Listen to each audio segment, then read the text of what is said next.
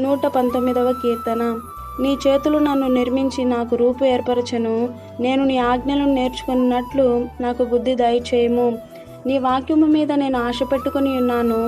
నీ యందు భయభక్తులు గలవారు నన్ను చూచి సంతోషింతురు. యెహోవా, నీ తీర్పులు న్యాయమైనవనియు విశ్వాస్యత గలవాడవై నీవు నన్ను శ్రమపరిచితువనియు నేనెరుగుదును.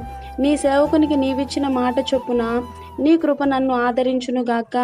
నీ ధర్మశాస్త్రము నాకు సంతోషకరము. నేను బ్రతుకున్నట్లు నీ కరుణా కటాక్షములు నాకు కలుగునుగాక. నేను నీ ఉపదేశములను ధ్యానించుచున్నాను.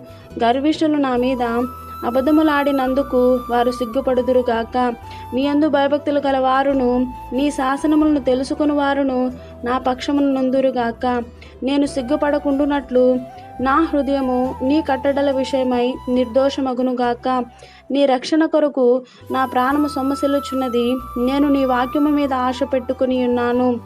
నన్ను ఎన్నడూ ఆదరించదువో అని నా కన్నులు నీవిచ్చిన మాట కొరకు కనిపెట్టి క్షీణించుచున్నవి.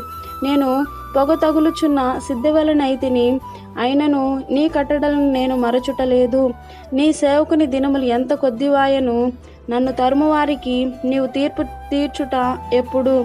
నీ ధర్మశాస్త్రం అనుసరింపని గర్విష్ఠులు నన్ను చిక్కించుకొనుటకై గుంటలు తవ్విరి. నీ ఆజ్ఞలన్నీ నమ్మదగినవని పగవారి నిర్నిమిత్తముగా నన్ను తరుముచున్నారు. నాకు సహాయము చేయము. భూమి మీద ఉండకుండా వారు నన్ను నాశనము చేయుటకు కొంచెమే తప్పును. అయితే నీ ఉపదేశమును నేను విడువకయున్నాను. నీవు నియమించిన శాసనమును నేను అనుసరించినట్లు నీ కృపచేత నన్ను బ్రతికింపుము. ఆమేన్.